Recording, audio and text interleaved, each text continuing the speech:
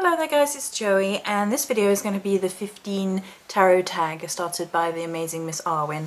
So I had an interview with her recently, over the period of the last week, which if you haven't checked out, it's on her channel. And she invited me to take part in the 15 tarot tag. So I've got a peace and quiet for 5 minutes. The peace, the quiet, so we're going to do it now. Okay, dokie then. So if I can balance the iPad on here, I can read the questions. Okay, so what is your current favorite tarot deck? So I have two. I have one favorite, and then my other tarot that I really enjoy and use frequently. And the first one, which people may know by now, is the Wild Unknown.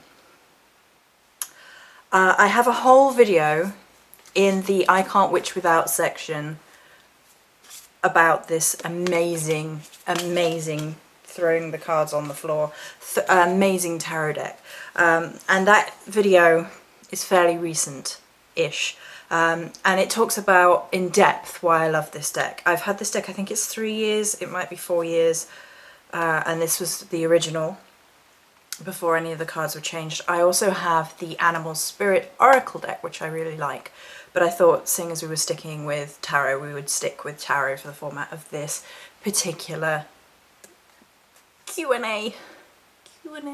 Crows. Anyway, so a brief overview of why I really love this deck. It's all animals, it's all animal based or artsy. Well, for example, here you've got like trees, and then you've got kind of like a trees but with a surrealism and a kind of a runic focus. That's an animal.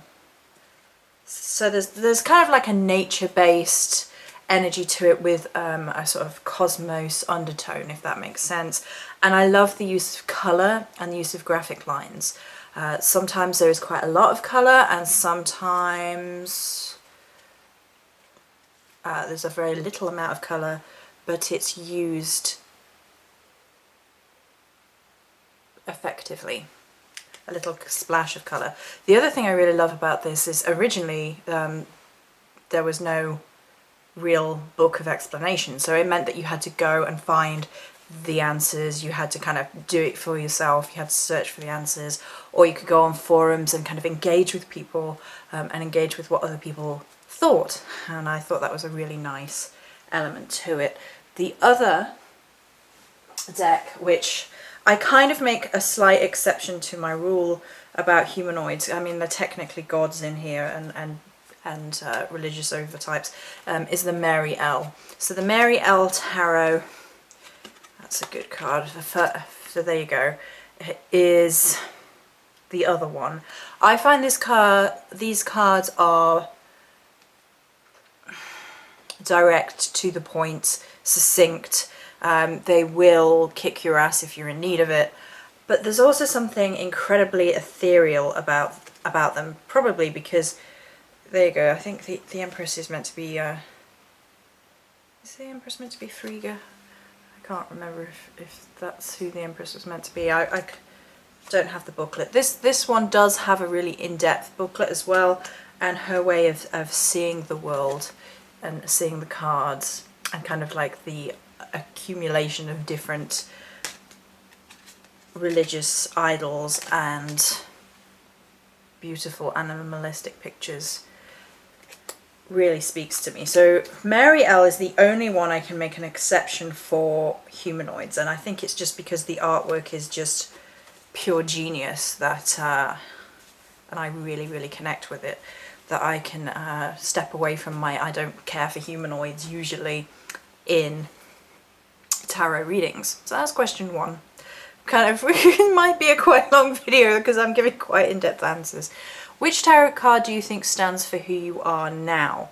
Okay, now I think this is the same as I have always perceived myself. So the card that I feel represents me when I'm doing tarot readings is Mother of Wands or Queen of Wands in usual deck. So this is something else about the Wild Unknown. They have father, mother, son and daughter rather than the usual archetypes, and I like the familiar sort of modes rather than the usual kings and queens. So in my very first deck, which I hope isn't a question later, I don't think it is, it was the Druid Craft Tarot, and the Queen of Wands even looked like me in that deck, and it kind of had elements of who I was and who I wanted to be. So it kind of feeds into question 3 as well, that this is kind of who I want to be as well. And in the Wild Unknown, it's a snake.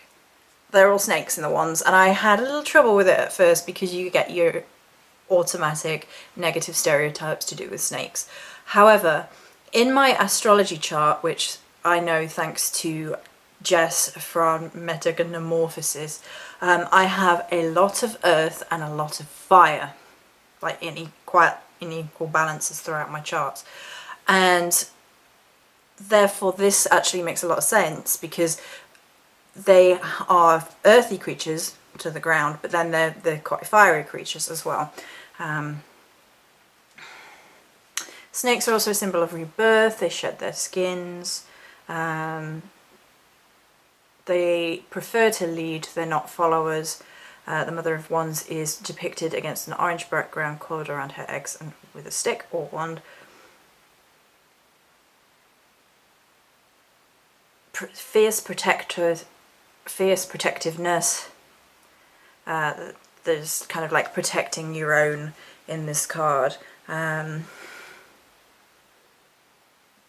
There's an internalized and understanding of the element of fire in particular. She knows what she wants, she knows how to get it. She's protective and ambitious, and also sexy and slinky. I think I'd be slinky. Now, I am going to say that I sometimes perhaps revert a little bit to Daughter of Wands and kind of really want to be the Queen of Wands, so that depending on how I feel and where I'm at within a particular cycle of my life, I might feel more like a daughter, like I'm not quite at mother level, rather than, so I kind of flip between the two. Like there are still a lot of things that I feel I need to master in charge of certain things, but in terms of fire magic, it's my kind of go-to, and it's kind of like something which I know a lot about.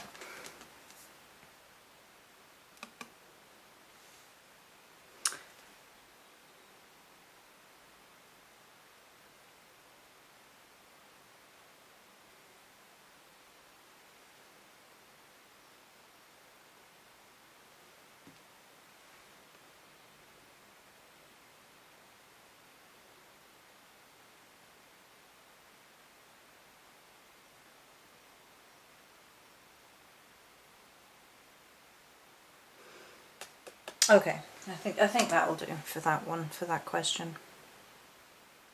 We've kind of covered 2 and 3 there, so we'll kind of move on. Draw a tarot card and tell us how it answers the question, what does the universe want you to know right now? Okay, let's have a little shuffle then. What does the universe want me to know right now?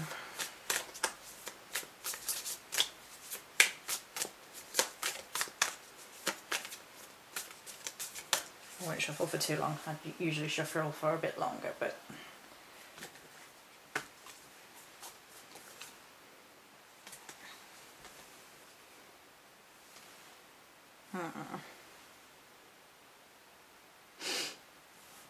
let's have a think.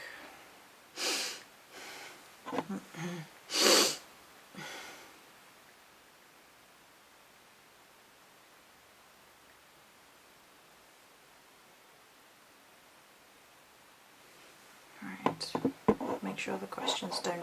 I've got the questions here on my iPad, and this iPad likes to go to sleep quite quickly. Okay, so I pulled the 9 of Wands.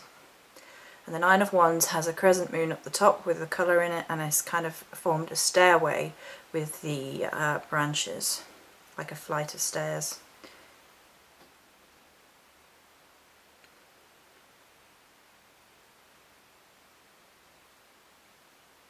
It's kind of talking about getting towards one's goal. You may feel a little tired, it may feel a little bit like these are unsafe to tread on or awkward to tread on, and you've got to kind of find your way around a situation. It's kind of evaluation before we get to the 10. So it's like we're nearly at our goal. We know the path to take, but we can see the problems with the path, and we've got to kind of persevere and get through. And it may be that we're having difficulties seeing everything that is to come, but we know where we want to go, but we're not quite sure how we want to get there. And I guess that kind of makes a lot of sense to me in terms of what that actually meant. Okay. Do you have any cards that you must love in order to work with a tarot deck? So I was actually talking to this with Chris from Chris the Death Midwifery the other day, and it's the Death card. So I have mentioned this. I'll see if I can find the Death card as I talk about this. When I've purchased decks that I absolutely have to love the Death card, and it's... At first I was like, God, I'm so freaking morbid that I have to love the Death card. I was like, what's that about, Joey? There it is. So this is the Wild Unknown Death card, and I'll show it you in a moment just to kind of clarify my point. But the Death card is really, really important to me, and it's not necessarily from a perspective of it must be gothically perfect, it must be dark and deep and scary or anything like that. But I think how somebody interprets and shows death kind of is telling for the overall tone. Like, do they get what I get from death energies? Is it sort of relying on kind of fear imagery, or have they gone beyond that? And because if a card for me has death and it looks kind of fearful or like they haven't known what to do with it, then that'll put me off the entire deck. But for example, this is the Death card within the Wild Unknown, and it's very, very stark. It's a crow, and it's in a state of decomposition with feathers falling off and things. And or at least I've always assumed it's a crow. That might say more about me than anything else. But obviously crows are associated with death, and they have a more organic association, as well as other gods and goddesses, particularly underworld gods and goddesses. And having that sort of potent or portent, sorry, they have a portent of death omen energy to them. And so this to me is a really strong Death card. And because of that, I mean, I love the Wild Unknown. There isn't a single card in there that I don't like. And I always find that in a lot of decks there are one or two cards and I'm like, But in the Wild Unknown that's not the case. But yeah, the Death card is very important to me and how the underworld and afterlife are represented. Why tarot and not some other divinational system? Well, this doesn't apply because I use other divinational systems. I don't think you have to necessarily only pick one. Now, I think if you're going to completely dedicate yourself to one divinational system, particularly if you're going to do readings or for other people or whatever, then you should hone your craft and you should know more. It should be inside out, like my sister does tarot reading for a living. So, you know, you get to the point when you're doing that that will be the thing you focus on, because if that's your craft, then you need to know that inside out. But for me, I like oracle cards and I like the Ogham, and they have completely different divinational feelings for me. So the oracle cards are obviously a quick and usually daily kind of card flip, like what are the energies I need to pay attention to today, or this is a question, boom, there's your answer. Oracle cards have that, and they can still be a deep side to it, but it's a quicker, more abbreviated version. The tarot for me is a much more involved process. It will involve a cleansing and a crystal and a focusing and then writing everything down and then going and reading around other people's ideas again of the cards just to see what other people have said after I've intuitively felt out what I think the cards are saying directly to me, just so I get a more balanced perspective. And then the Arwen are completely different because it's more about connecting to the energy of the tree behind the message and what the tree energy feels like, and that kind of gives you a path of magic to work down, although I do use tarot in magic, but that may be in here somewhere.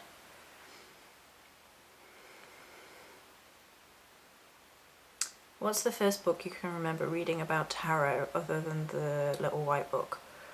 I don't tend to read or purchase like specific books, like tarot specific books. I've read plenty of books that have had like tarot sections in them, but I tend to go online looking for particularly forums and things for tarot rather than books, because I really enjoy tarot as a discussion, as a debate, rather than a book, because I feel like tarot is such a personal interplay of imagery and meaning that when you have a whole host of different people exploring how they see a particular image, a particular archetype, you actually get a much more interesting overview, and then you can see where your interpretations of things fit into that.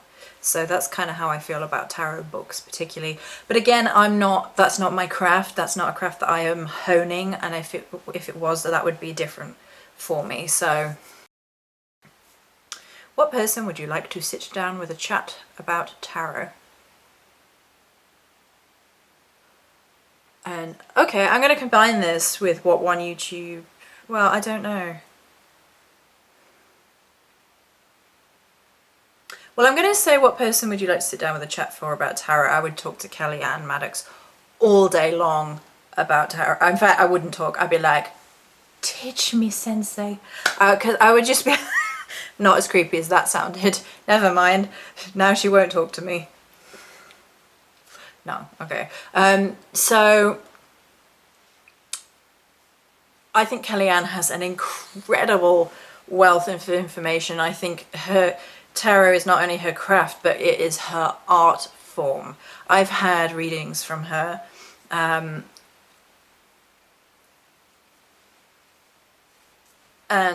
I was just thinking about the next question suddenly, because I was thinking about other tarot readings that I've had that have been really good. And she's always insightful and in depth and in tune, and it's kind of like tarot is her song, and that's what she's singing, and that's how she's hearing it, and she's like keyed into that. Do you know what I mean? She is dialed into the universal energies through tarot. So absolutely, Kellyanne. And the next question is, tell me about one YouTube tarot channel that you watch and why.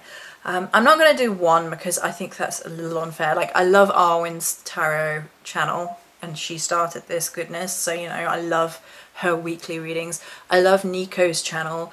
He's done a couple of readings for me, I think at this point. Is it a couple? Yeah, I think it's a couple of readings for me at this point, and he's really, really good. But then he does other stuff as well. It's not just like a tarot channel, and same with Arwen, although her focus is more tarot.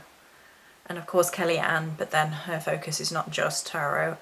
And Miss Jessica, who I've already mentioned, from Metamorphosis. Girl, that name. You need like Jess's Tarot or something. She's amazing, but she does astrology as well. So there are many that I think are really interesting, because I do like listening to people talk about tarot quite frequently, because it's something that interests me, but it's not something that I particularly do, so I can stick that on in the background and learn tidbits and like take something from it. So that's awesome. How many tarot decks do you have in your drawers? Right, okay. 1, 2. So I've got the Wild Unknown, I've got the Marielle, I've got the Shadowscapes, I've got the Wooden Tarot, the Lumina Tarot. Is that 5? Something like that. And then I always come back to these two, like over and over and over and over again. I will probably use the others a little bit more for like spell work. If I want to like use some tarot cards in spell work, I've used the Lumina Tarot for like sending out protection for Dakota Pipeline and the Indians and the Native Americans who were coming under attack. I use that in a protection spell. So I do use the other ones a little bit more for magic than Although the Wild Unknown is beautiful for that as well. For magic, it really is. It's just an all-round mwah deck. I love the Wild Unknown so much. I could harp on it. Do you mix oracles and tarots when you read? That's a good question. No. I mean, I like, and my sister does. And like, I know my sister does, particularly if like somebody wants to get a more in-depth answer about a certain card. But for me, I kind of use them separately completely. Like I said earlier, like I use my oracle cards as kind of like my daily jam, and on my bread, on my I use my tarot card like on my bread and I eat it and it's delicious. No.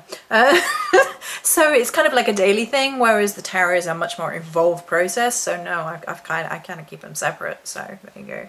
Do you read for yourself? Yes, and pretty much only for myself. I will occasionally read a few tarot cards for other people, but I did read tarot for others for a little while, and I found the whole process to be empathically draining as anything. It's hard to keep yourself separate, particularly when you read for other people. What are your favourite questions to be asked when you do a reading for someone else? Well, I don't tend to do readings for other people particularly, and I don't know that I'd have a favourite question. I can hear my sister's eyes rolling in the back of her head right now because she is constantly asked if he will leave his wife. But there you go. And her answer is usually find someone better suited for yourself because you can do so much better. So, but there you go. I don't tend to read for other people. So, what is the craziest thing that's happened to you during a reading? Well, again, I don't think it's crazy.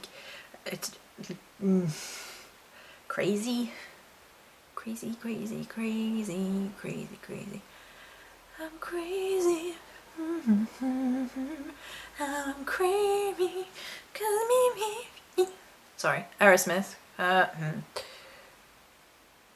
can't really think of anything crazy that's happened to me with regards to tarot reading. I mean, I've had some really good readings, some really in-depth readings. I've been called out by tarot cards, like, you know, come on now, kind of attitude towards the reading. I kind of love it when that happens though, because that's real for me. Like, that's like, you know, there's a meme that's like, damn, I got called out by tarot cards, and I think that that's like spot on what tarot cards should do. Like, they should call you out on your shit. So that's kind of crazy when that happens. Like, damn, the cards just told me off. Wow, okay. So I kind of love that. Is that crazy? I don't know if that's crazy or not.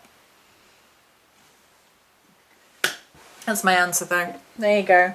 So this was the 15 tarot tag for the gorgeous Miss Arwen. Many blessings.